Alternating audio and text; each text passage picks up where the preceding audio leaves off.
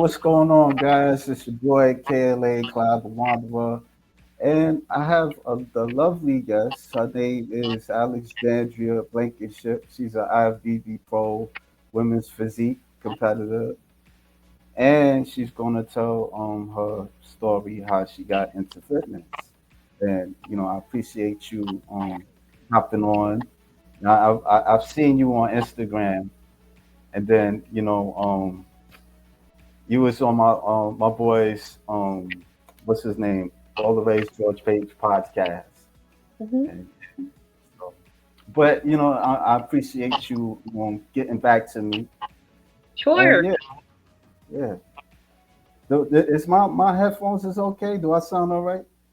You sound good. Oh, okay. All right. Yeah. Well, I really appreciate you hopping on. And I noticed that you do like custom made suits. And how long you Yes. been doing that?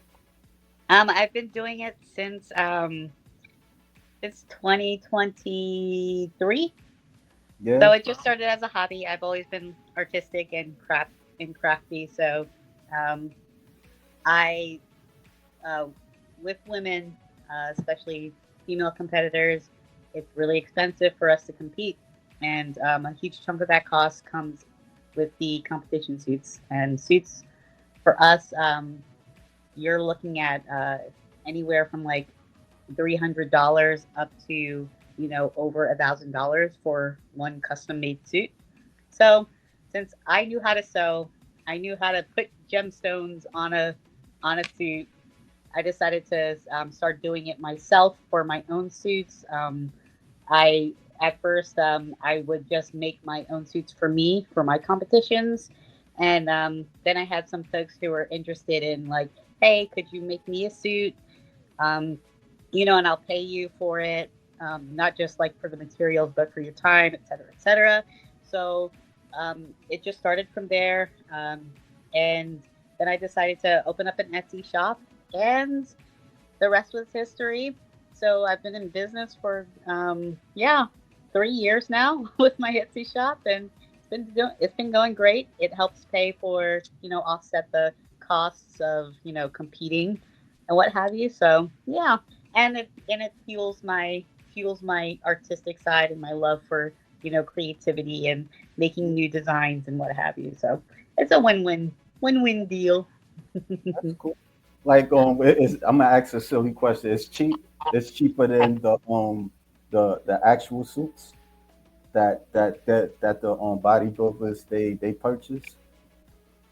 Um, the suits on my shop, they usually run anywhere from like up into like $300, just under $300. Um, my vision and kind of like my mission statement for my shop was to basically allow women competitors to access decently made stage suits at a very reasonable cost, because it is very, again, like I said, it's very expensive, especially for the female competitors. Guys, they don't really have to worry about the cost of their trunks, which they're never really going to spend more than 60, 70, maybe $100 for their trunks. They don't have to worry about things like hair and makeup and all that other stuff Yeah, that the female competitors will definitely, definitely have to pay for every time they step on stage. So, and I know there's plenty of women out there like me who are frugal.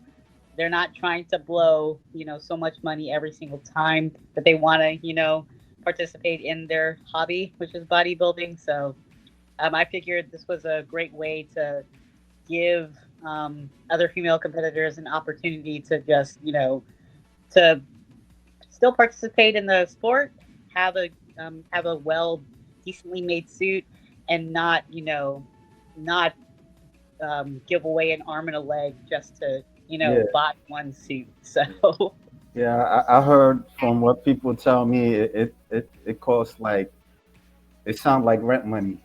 The yes, suit. yes. Like, do I pay rent this month or do I buy my suit?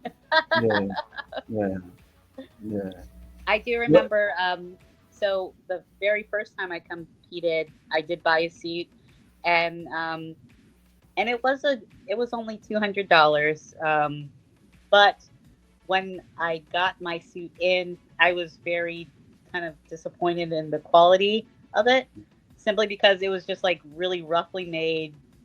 All the gems were barely holding on to it. So the minute I started just putting it on, all the gems were just like coming off of it. And I was like, man, I was thinking, man, um, I could have literally like popped something out through my own sewing machine and with some gems and some E6000 glue and made something so much more better than this. And I just spent $200 on this, That's on this suit. And yeah, so that was the catalyst. I was like, no, you know what? I'm gonna make my own suit the next time I step on stage. So yeah, that's cool. That's cool that you. I remember I was talking to one woman. This was like last year. She's a OCB competitor, and she kind of um made her own suits and stuff like that. that's So awesome. yeah, she told me it was cheap. It's cheaper that way. She ain't Yes. gotta purchase suits and all that stuff. But yeah, yeah, Yeah. I mean, aside from the time, your own personal time that you spend, you might spend maybe about $50 total in the all the materials, the cost of materials, everything from yeah. the fabric, all of the notions, the chains that you have to put on it.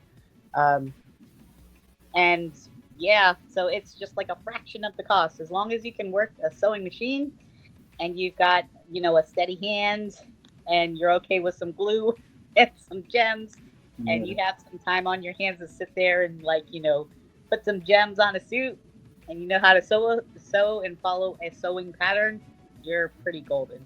I mean, Yeah. At what age you learned how to sew? I've known how to sew ever since I was a kid. I'm Yeah. I'm of the generation where sewing was one of the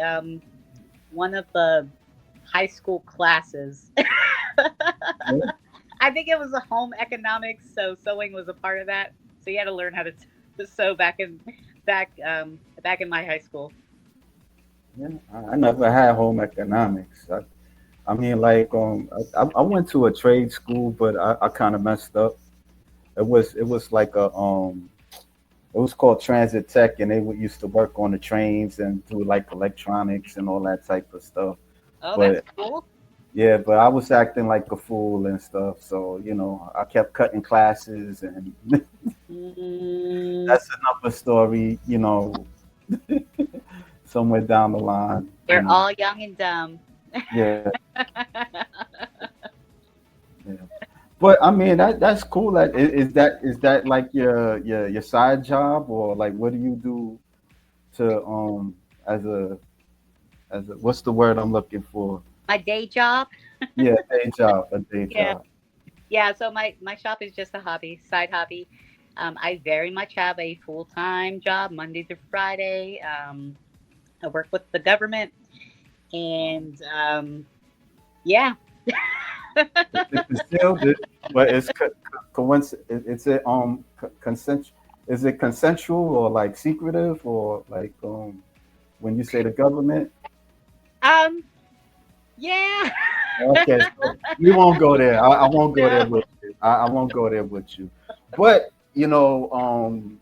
I noticed that you're a bodybuilder, and you caught my interest, especially on Instagram. And it was funny because I thought, when I seen you, I was like, "Is she Asian?" Like, wow, she looked nice. Like, and then at Thanks. first I was like, maybe she's Hispanic. And then you were saying that you're mixed black and Korean. I was like, oh, okay, that's cool. That's a good combination. Yeah, Yep. but yeah, you have a lovely physique, and I wanted to make that that reel I did with you and stuff because it caught my eye. It caught my eye. I'm not gonna lie. Thank I don't you. want to, I don't want to be sound kind of like fetishy, but But I know I noticed that you competed in the Tampa Pro, like the Masters. Yeah, Yes, that was my very, very first competition as an IFBB pro because I won my pro I won my pro card, qualified for it last year. Um, over in Pittsburgh at the Team Collegiate Masters in 2024. So back then, July 2024. So I was in prep all the way up until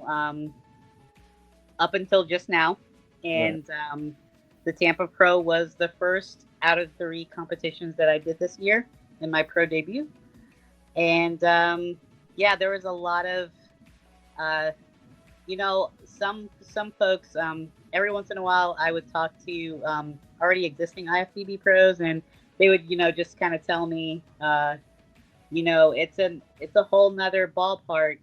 You um, you you're gonna go from being a big fish in a pond, and you're gonna have to start from the bottom again and just be that tiny little fish in the sea with all the big dogs.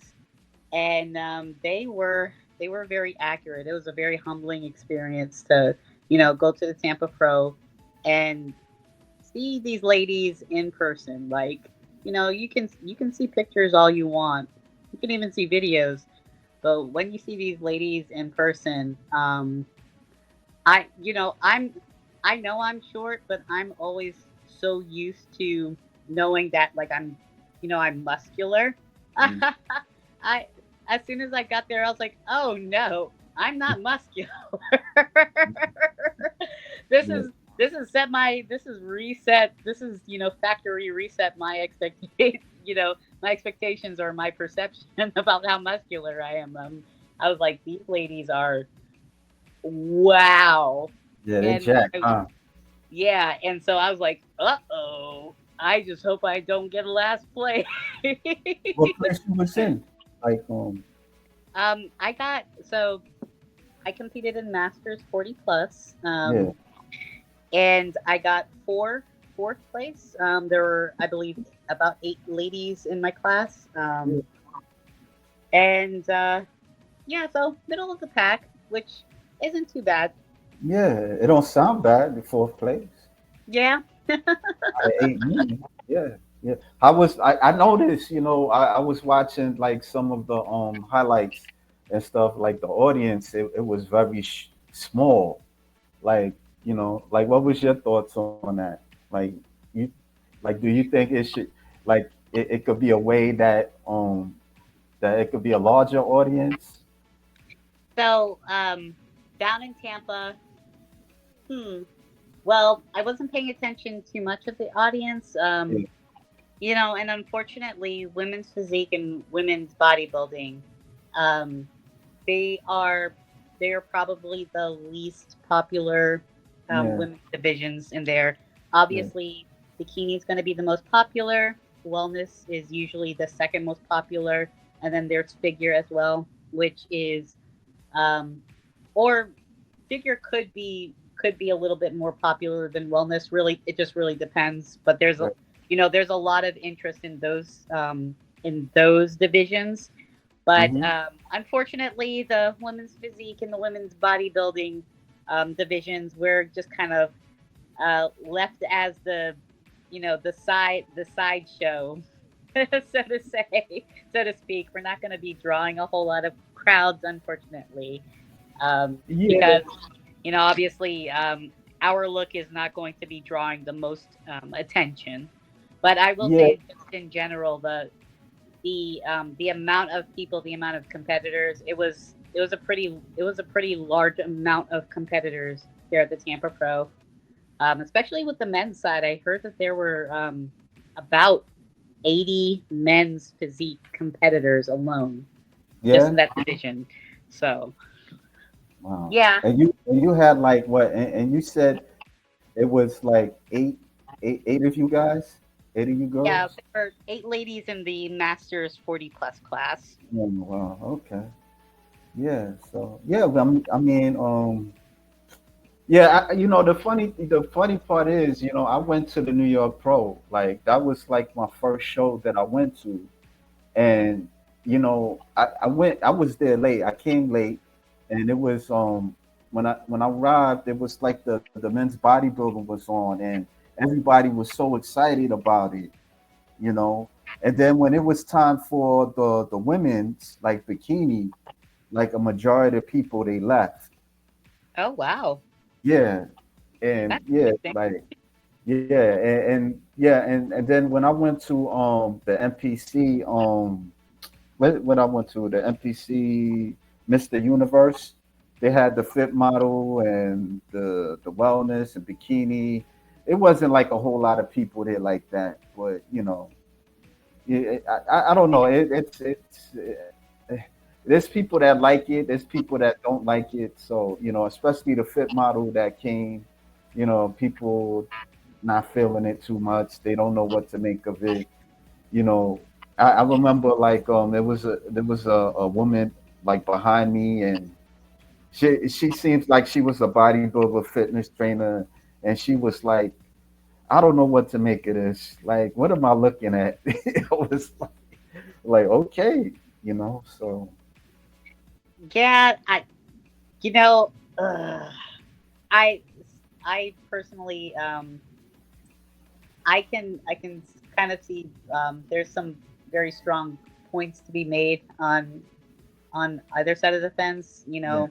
From a business perspective, if I'm running the league and I want to continue to push the sport into future years and to also be flexible with the changing societal what's popular in society.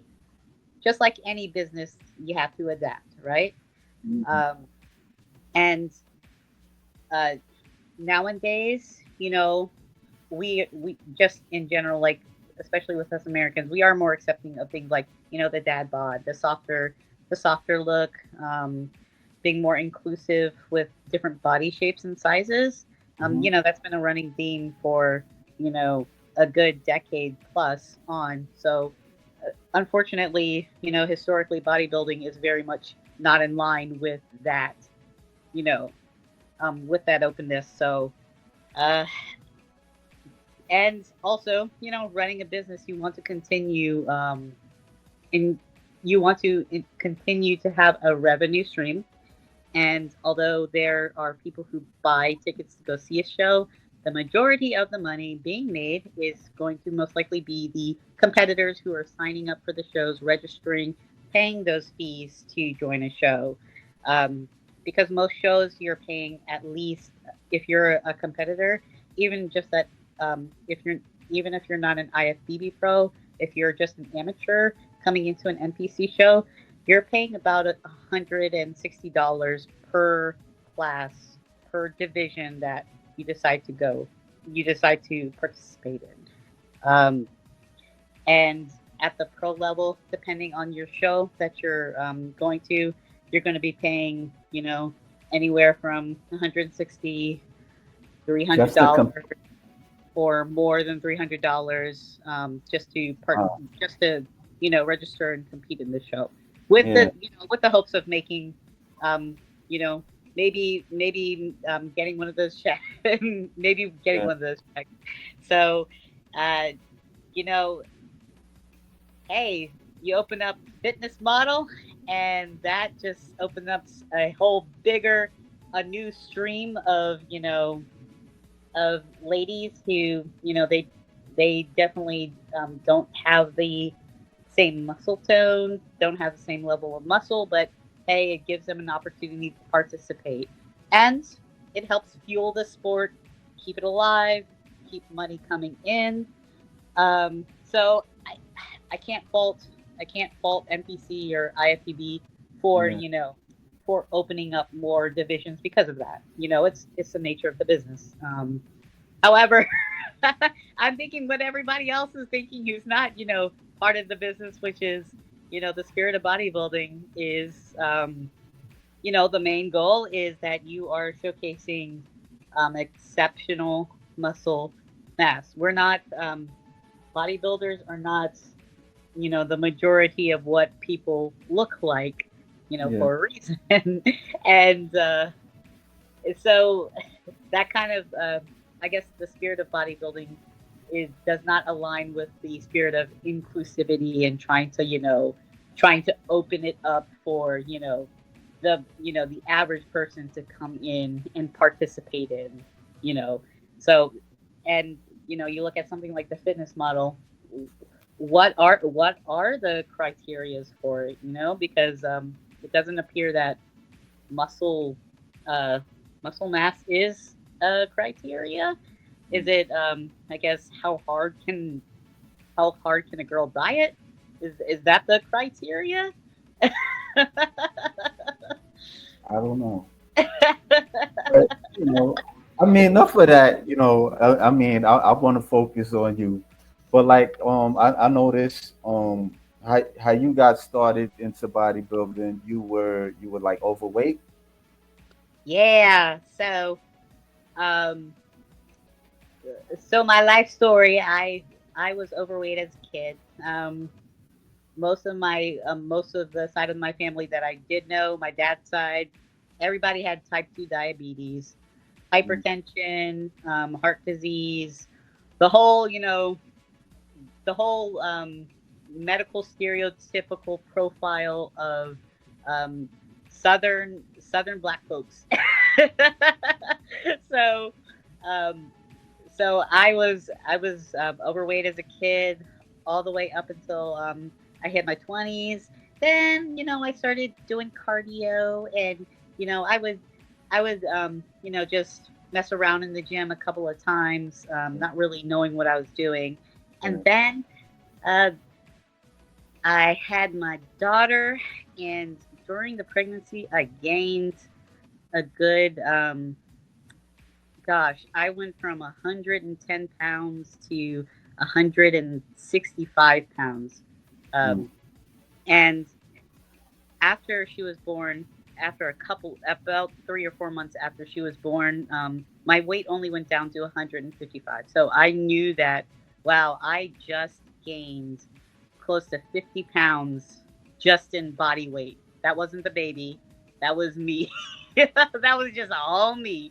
So mm, I knew how to do something about it. So, I started just at home doing home exercises.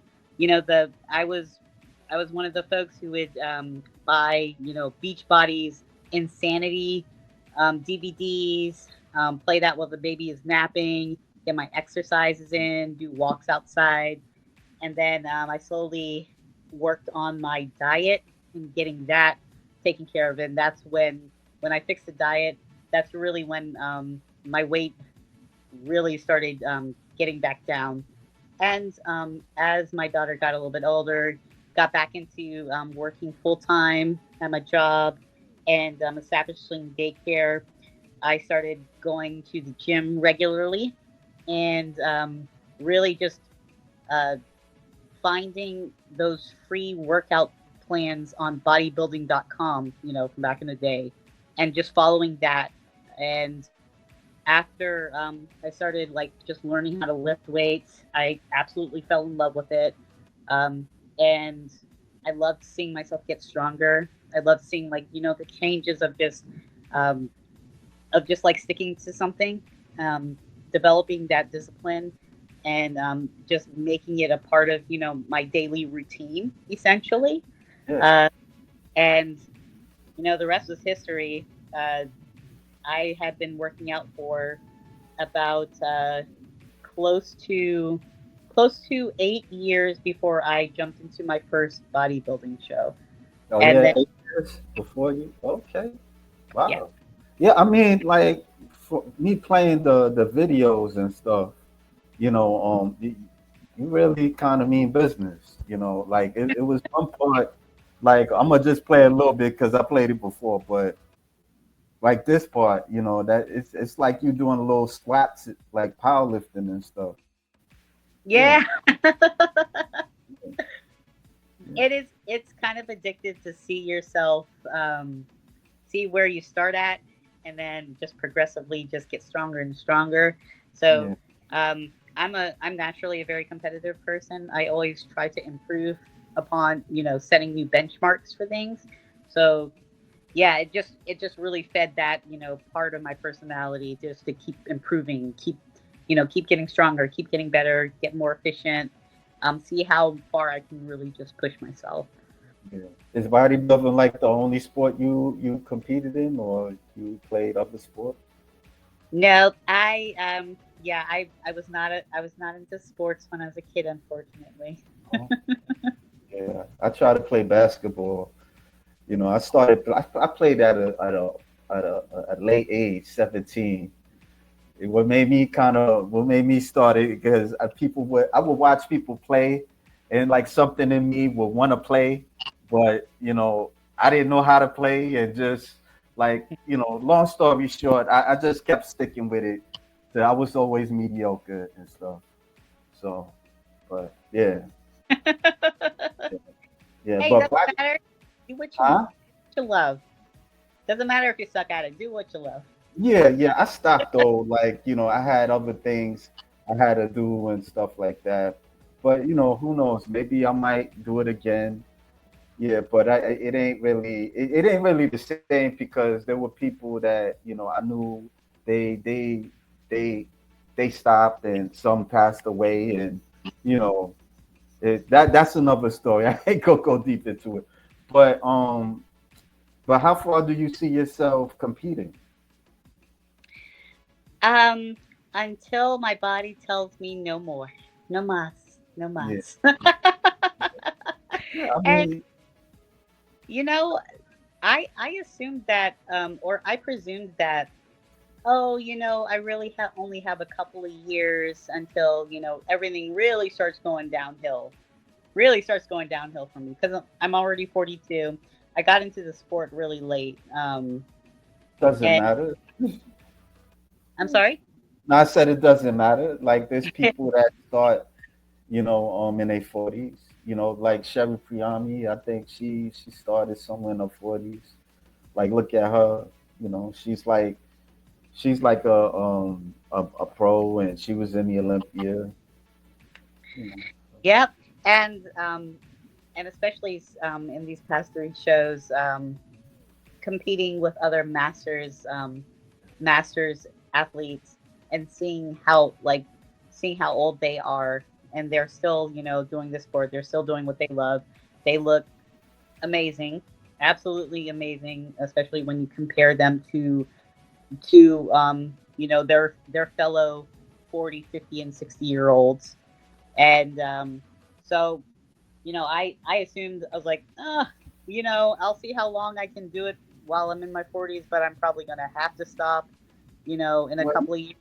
So I'm just going to keep going and see what yeah. happens. Yeah, I mean, it's kind of what's the word I'm looking for? It's intense. It's an intense sport. People don't understand it. they, they don't understand it, and yeah, it takes time to just for me, just trying to like understand the prep, and just certain foods to eat, like macros, counting your foods. Do you do the macro stuff? Yes. Okay. Yes. Yes. Um, even, and uh, well, people might argue this. Especially if you're a good athlete, you're going to be counting macros even in your off season. You're going to be tracking everything. Um, but yeah, prep is it's a lot. It's a Yeah. whole lot. you're You tracking turn ev- you're tracking everything that goes into your mouth. Yeah. Do you turn And green? I'm sorry. Do you turn green like the Incredible Hulk when you mad? Sometimes, especially Oh, when I'm deep in the prep, deep in the cut, yeah. and I, hanger just pops on you just at random times. You're hungry, but you can't wait. Like, you can't eat right now because you have to Yeah. wait until a certain time to eat. And yeah, you just kind of revert to an overly emotional teenager or a middle schooler because your emotions are all over the place because you're hungry all the time. Yeah. and you're tired and you're fatigued. And Yeah. then you're second guessing like, what the hell am I doing to myself? Why am I doing this? I just want to eat that piece of cheesecake right there, like, and all these feelings can just go away. I mean, I mean, I don't think I would do it, but it's a discipline. You just got to know why you doing it for. You Yeah. know, yeah, it's a discipline. I'm gonna show you something real quick. I don't know if you're gonna like this comment, but balls deep. He wanted a flex for me, baby girl. If you don't have to do it, if you don't want to. All right, that's a damn. Okay, that's nice. Yeah. Maybe deep down, I wanted to, I wanted to see if you was gonna do it, but yeah. No, but I mean, personally, I think you have a nice physique. I like your quads and stick. I don't want to go too deep into it, but yeah, do ask for muscle worship requests or something like that. But I could play some more videos because I do like do like your highlight workouts. How often? I mean, like how many how many hours do you work out? I try because I have a full time job and I have a family and I run that shop on the side. I try to keep my time in the gym limited to tucking it under 2.5 hours, Mm, 5 to 6 times a week. yeah, Um, and that's more easier said than done. But normally in my off season, which I just entered into my off season now, so I get to kind of breathe a little bit for the next couple of months. But it's it's usually not an issue in my off season. But when I'm in prep, especially when you get to the down to the wire, you start adding the cardio in, and the cardio keeps ramping up and ramping up. I will have to do like two a days where I'm going into the gym at like 5 or 6 a.m. in the morning to get my cardio done for close to an hour before I run off to work, and then I come back after work and yeah, then do my do my lifting weights, and I'll try to tuck that under an hour and a half tops. But yeah, that gets a little hairy when you're getting down to the wire and prep. what's your favorite workout? Um, Geez, I don't have a favorite workout. I will No, say that's like, the work the my favorite I guess my favorite muscle groups to work out is right. probably going to be my back and legs. Yeah, I could see it. I could definitely see that. Yeah, like, cause I'm like, wow, she's thick. Like, okay, yeah. Like in the interview, you're married, but you got separated because Forgive me if I'm bringing that up. I don't know if that sound like a touchy subject, you know. But you were saying that your husband didn't really understand you working out and stuff like that, and you know, Yeah, that was early on in when I started after I started just really um, after I'd gotten back in shape, yeah, when my daughter was still a little baby. She's 13 now. She's a raging teenager. Ugh. yeah, But but yeah, yeah, when she was little and I just gotten back, back in shape and what have you. Like I said, like I'm a very competitive person and I absolutely love seeing the progression. So I was, definitely dedicated to going to the gym, at least 6 days a week. And that can cause a strain in the relationship. Yeah, And you know, going from someone who wasn't that fitness minded before in the relationship, switch over, and that's a permanent change from here on out. You know, obviously, like, you can see how that can cause issues, especially if that person's not fitness minded either. And so it's not it's I guess what I'm trying to say is it's not so much as something that I would see as like a knock on anybody who doesn't support, because it wasn't ever like a set expectation. You know yeah, what I mean? Like at the beginning. So yeah. yeah, it's just one of those factors in people's lives. They change, Right. and sometimes that doesn't mesh with the existing relationship setup. So No, I kind of understand like your point of view to it, because you was unhealthy. I mean, there's times I see women like in the street, some of them, you know, they not like, of course they don't look like they work out, and you'd be like, wow, it would kind of look better if she did work out, you know. They don't even have to be like fat, overweight. They're skinny and stuff like that. You don't have to be like a super bodybuilder or jacked up or something like that. But just kind of get in shape. And you know, it's not easy. So I mean, it's not easy for people to just pick up a weight or just be encouraged to go to the gym. So yeah. But it's really cool that you kind of motivated yourself to go you know work out, and it took you to another level of being on stage. And yeah, so hold on, let me see. Anything is possible. Michelle Brent and Patty Corbett compete in their 60s. that's true. And Michelle Brent, I see her from time to time at my Gold's gym, Yeah.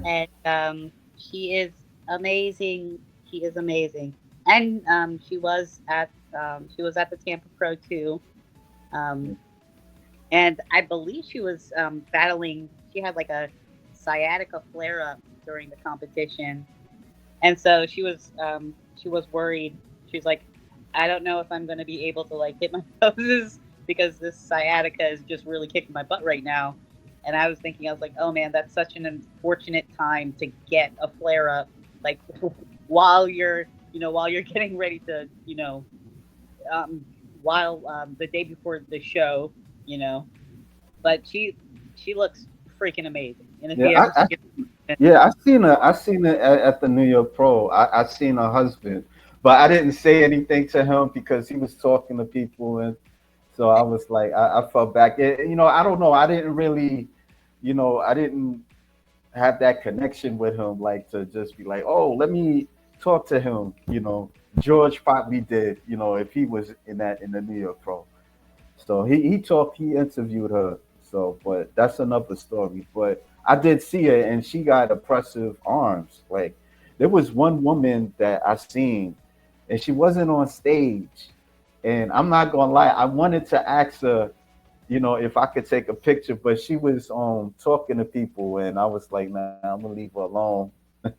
And then she ended up like she ended up really it wasn't the plan. She just kind of she sat with the people that she was talking to, so I didn't really get a chance because I thought she was gonna come towards me. I would have could have said some. I would have said something, but I didn't get that opportunity.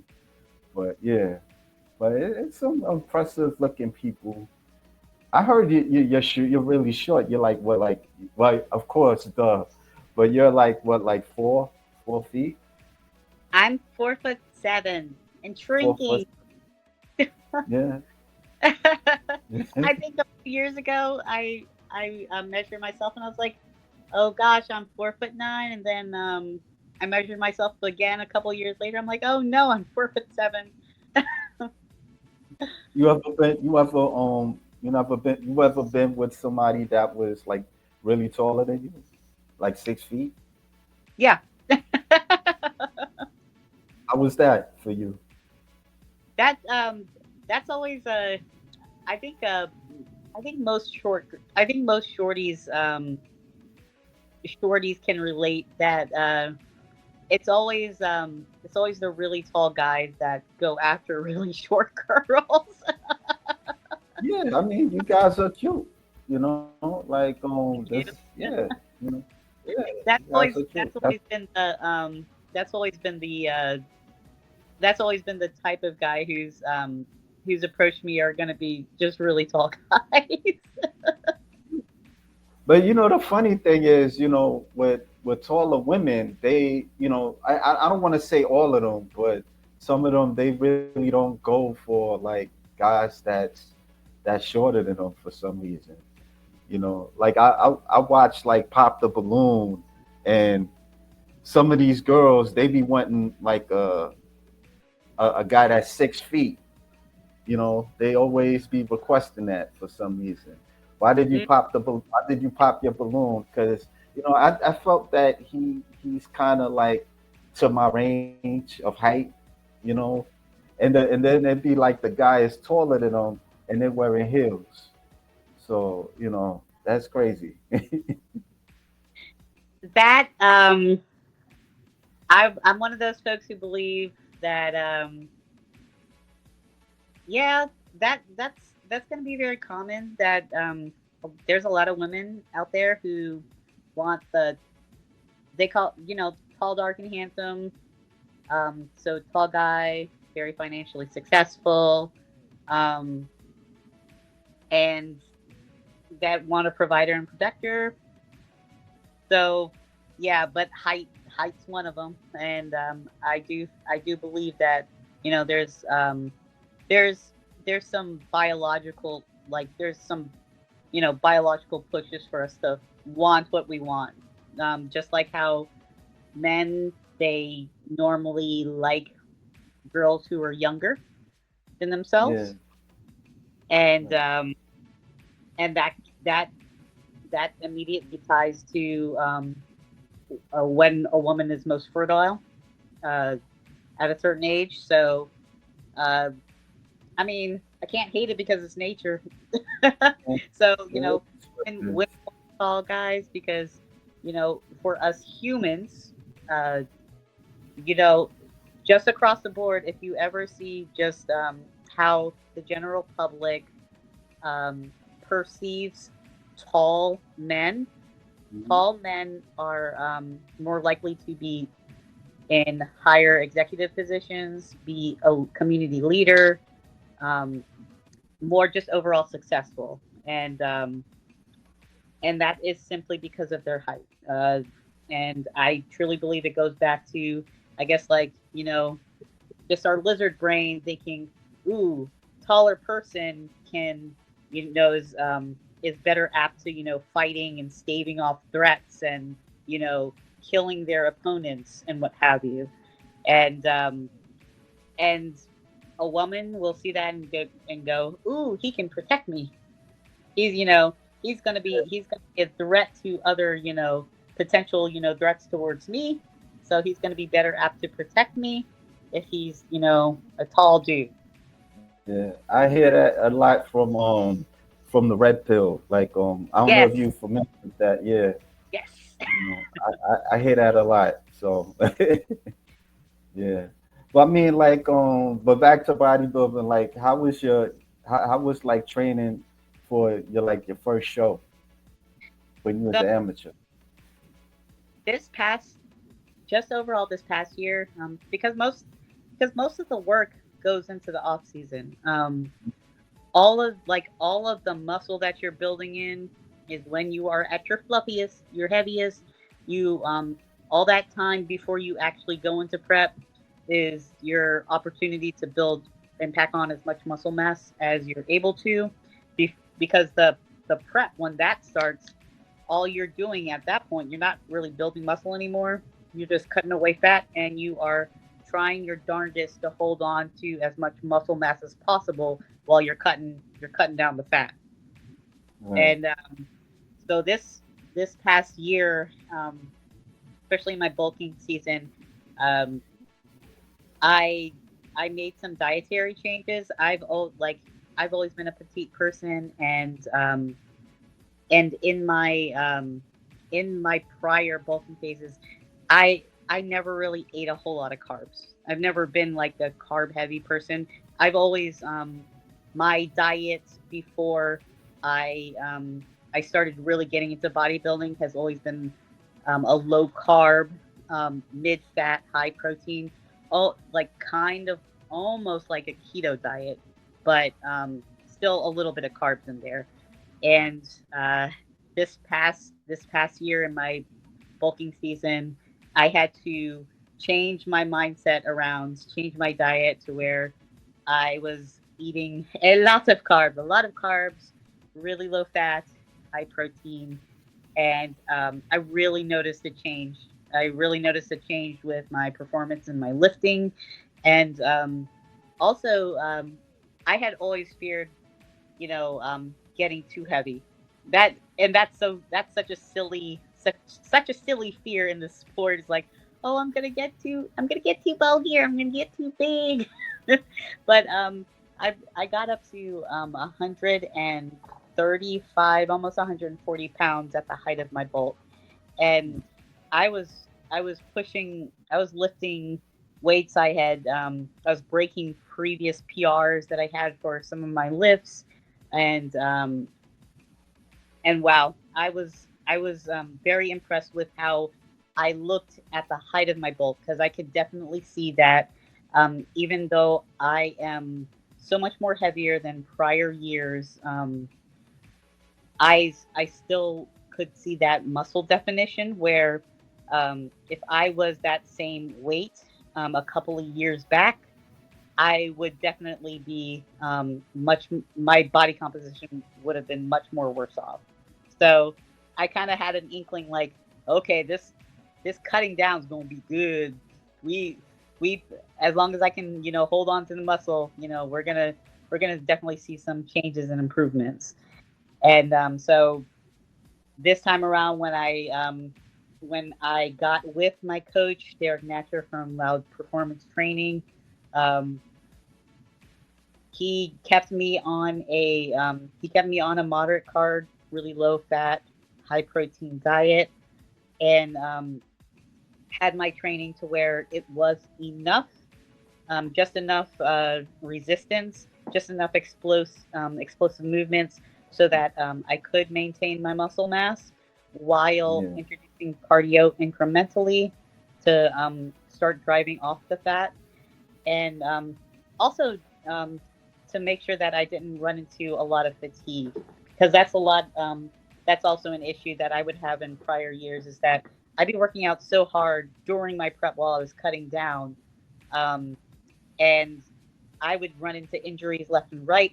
I was constantly fatigued, constantly had to deal with DOMS, or muscle soreness, and what have you. And this time around, I felt almost lazy. I felt almost lazy during this prep. Like I was not, I wasn't wiping myself out as much. I was probably eating more overall than I had ever eaten during a cut down phase, um, all the way up until, like, a month out from the Tampa Pro. And I was, and the body was just bodying. I was seeing things that I've never seen before. And I was just like, wow, wow. What kind of carbs you would like you was absorbing? um, what do you mean? Like what you was eating? I'm trying to find the right word to say. Excuse my English. Like what kind of like foods that you was like eating, like carbs, like when you say like a low carb diet and stuff like that. That's why I'm trying to ask. So, So when I used to eat like, just like low carb, I made Yeah, sure everything was no sugar added or sugar free. I did a lot of like high fiber foods, and a lot of, like a lot of advertised, keto food products. So you'll see things like, keto bread, keto keto tortillas, switching out, instead of rice, doing like rice cauliflower, instead of pasta, doing zucchini, um, and yeah, just learning how to bake, learning how to bake, with low carb substitutes, using nuts as a flour instead of, regular flour, um, things like that. are you a good cook or? Yes, yes, I am. What foods you be cooking? That really depends. Before, I would be cooking everything under the sun. Like before I got into competing, I love like looking up recipes, making new things, um, making casseroles, roasting meats, just really trying everything, anything and everything. And Yeah, I baking, loved baking, absolutely loved baking all of these sweets and what have you, cookies, cakes, you name it. I was I was baking it. yeah. But George, uh, when I became a George. bodybuilder, it was, hey George. When I became a bodybuilder, it was all just bland food. So, your uh, baked chicken breast, or, if I ate ground beef, I would have to rinse it afterwards, like rinse out all the flavor because you have to get all the fat off of it, and just using just dry spices to season everything, and plain. If there carbs are involved, it's low fat carbs, so none of the fun carbs. It's like rice, steamed plain pasta, uh, regular potatoes with nothing on it. Yeah. Your daughter like your cooking? She doesn't eat what I eat. Um, Oh, no, not on prep. She doesn't like my food. yeah. She I don't when blame I her. I do ain't make gonna lie. when I do make I don't blame her. But when I do make foods, when I like right now, I'm getting back into just like normal cooking, so I'm making everything, you know, everything without restrictions right now in my cooking. More so for her, and she's enjoying my food now. Yeah. Do you think she'll follow your footsteps, like into bodybuilding, or that I ain't don't think. really happen? Yeah. It's not. It ain't for everybody. Maybe who knows? Oh, Maybe in the future she'll have a moment. You know, she'll probably like, yeah. I remember my mom's used to be bodybuilding. Let me see if I could do that. You know. So he says, my soul sister. When you was growing up, could people tell that you was black, or well, they could tell I was mixed. oh, okay. I know that was a silly question. Everybody assumes because I'm just tan, like, oh, she's got to be Hispanic. So, and I would fool a lot of Hispanic folks. A lot of people just come up to me and start speaking Spanish, and I'm like, lo siento, pero no sé hablar español. And they were like, really, really, are you sure?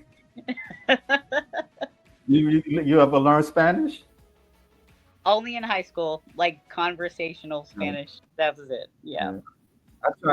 I try to learn Spanish at times. I was like in and out. You know. Have you ever try to learn Korean? Um, I can read the. I guess I can read the characters, and Okay. that's just about it. I know some phrases, and that's all I got. But it is All a I know is I say yo. That's all. That's all I know. yeah. Yeah. it is a shame. I had put more focus and effort into learning Korean as well as other languages. Yeah. Yeah, because I don't know, us Americans, we're kind of lazy around like having to learn other other languages. We have all these other countries and You want to people know a coming in, secret? they're like, yeah, I already know four different languages and what have you. And I'm like, oh, I only know one. All right. Somebody showing off right here. This is Benny over here. He got the Korean alphabet and all that stuff. You can read that? 안녕하세요. 안녕하세요, Oh, Vinny. oh, okay. All right. He said All right, hello. Benny. All right. That's good though that you could read that. You know, I learned Chinese. Yeah, I feel Oh, that yeah, I is learned hard the man. mode learning another language. Oof. And there's several different dialects. Is that right? There's Yeah, yeah. There's Mandarin. There's Cantonese. There's Fukinese. There's some Shanghainese, from what I know. Yeah, yeah. I mean, it's a lot. You know, I was learning Mandarin. I tried to learn Cantonese, but you know, I lost it with the Cantonese. But I just focus on Mandarin, really. yeah. So yeah, I try to read like the newspaper a little bit and stuff like that. So, but I don't speak fluent. I'm not fluent. So I Hey, mean, I I'm I, still I at this. struggle. I just look at I struggle with the English language. yeah. I just I imagine like folks who do live, who were born and raised in China, who live there, like how there's so many different dialects going on, all in the same like plot of land. How I would be impressed for just a natural Chinese born person to like know all those different dialects in Chinese of Chinese because there's so many to learn and they appear at least different enough to where from each other that you'd really have to actually put some concentrated effort to learn them all. So yeah. Well, I mean, at least you learned a little bit of Korean. Like it was like looking at the Korean alphabets. That's cool. I'm from the South. I just learned basic English. Yeah, you know, English was a tough language for me too. I ain't gonna lie, because of the vocabulary. You know, sometimes people like sometimes I have to like look at the dictionary a lot just to I'm serious, like just to understand, you know, because you get stuck with the basic words and then somebody throw some type of word, that unfamiliar word, is like, what is that, you know? So I could understand like somebody that don't know English, that don't speak a lick of English, like really struggling with it. So yeah, and sometimes they don't make no sense neither. Like the pronunciations, because it's mixed with different things. It's mixed with German, Spanish, Latin, old Latin, and oh man. Uh, So, but let me but I'm gonna ask you this one more question. Like, what's your other plan for the future for the rest of the year in 2006 2026? Excuse me. So like I said before, I just finished my three shows of this year in my pro debut, and I'm probably going to be taking a good at least 9 months to build and recomp before I go back into prep again. So I'll probably be competing in late summer, early fall time of 2026. And Yeah. my personal goal, based on the judges' feedbacks from the shows that I was attending this year, is Yeah. to come back with more capped delts, a wider back, um, wider lats, especially, and also to get get my front quads a little bit more defined, a little bit more filled out, so that Yeah. they can better just like better be symmetrical with both the top and the lower part of my body. And my personal goal, I told my coach, who I'll be working with again next year, I said, you know, uh, we're gunning for top three in each competition that I go to, and maybe one of those competitions will be first place. Who knows? But Well, you look like you could be in top three. I don't know. I'm not. I mean, you don't look nothing. Nothing doesn't look wrong with you. I don't know. I'm not a bodybuilder. I'm not a judge or nothing. But I don't know how people can just. I'm well. They study it. So yeah. So yeah. I mean I wish you good luck. I wish you could come to New yeah, York. New York Pro. Wouldn't mind I seeing you would there. get slaughtered at the New York Pro. Nah, don't say that. You think so? Why? Why would you say that? um, Who's a threat to you? Who you think that's a threat for you? everybody.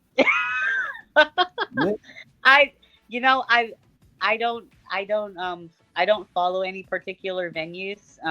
yeah, But just from what I've seen, New York, and I believe also like places like Chicago too. Those seem to be like the huge hub of big name athletes, really big name IFBB pros going to every single year, and just seeing the just seeing the stage shots, after the results of the show, and who's the winner, who the winners are, and what have you.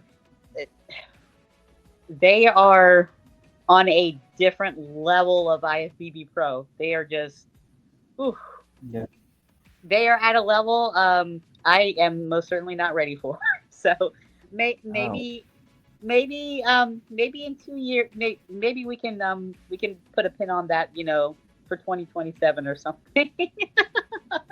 if you got me making videos about you, I think you can go. I appreciate the vote of Yeah, confidence. but yeah, I mean, yeah. I mean, it's up to you. You gotta it's up to you how you feel. But sometimes, George, he likes saying this, we get in our own way. So, but I wish you the best. Let me read these comments because I know some of these guys. There is a new show in Mexico, and they might add women physique division to the Steve Carr show in Vegas next year.